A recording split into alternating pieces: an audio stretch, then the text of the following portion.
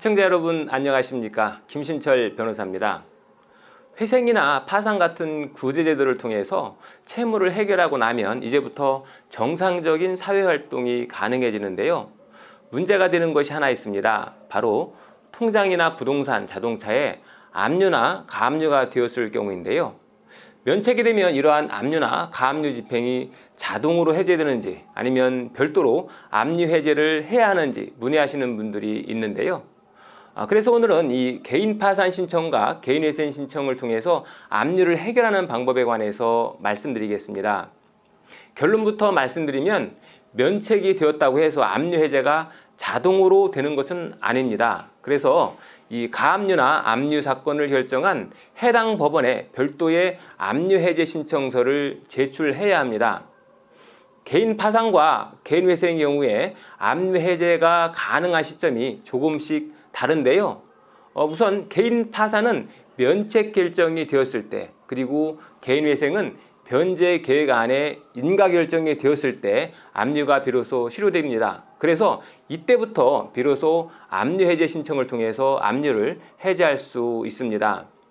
파산의 경우부터 한번 먼저 보면은 파산은 면책 결정 후에 압류 해제 신청을 하실 때에는 면책 결정을 받았다는 면책 허가 결정 등본과 확정 증명원 그리고 채권자 목록 정본이 필요합니다. 이 서류들은 법원에서 발급해주는 서류들인데요. 이 채권자 목록 정본에 압류 채권자가 포함되어 있어야 합니다. 가끔씩 압류 해제 신청서를 제출했을 때 법원에서 동일 채권 확인서를 제출하라라는 보정이 나올 때가 있는데요. 동일 채권 확인서는 채무자가 면책을 받은 채권과 또 채권자가 압류를 한 채권이 이게 서로 동일한 것인지 확인하는 서류입니다.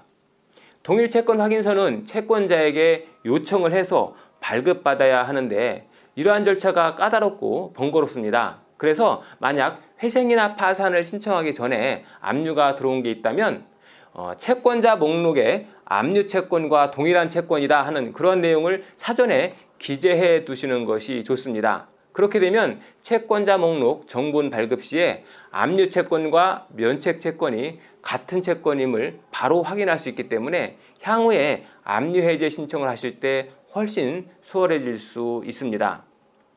자, 다음으로 개인 회생의 경우를 보면요.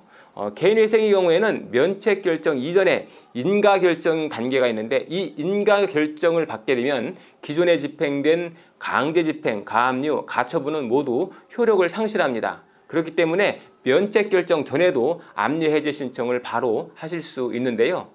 이때는 인가결정문 정본과 개인회생 채권자 목록 등본을 함께 첨부해서 해제 신청을 하시면 됩니다. 이때도 마찬가지로 채권자 목록에 압류 채권에 대한 내용을 잘 기재해 두시면 동일 채권 확인서를 별도로 발급해야 하는 그런 번거로움은 피할 수 있겠습니다.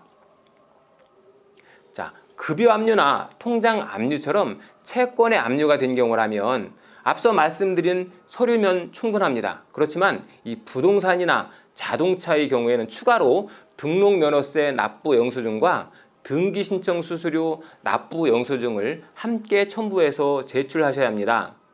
등록면허세와 등기신청 수수료는 자동차 등록 원부라든지 부동산 등기부에 기재된 압류 기재를 소멸시키는 데 필요한 절차 비용인데요. 이러한 서류를 첨부해야만 압류 해제 절차가 진행됩니다.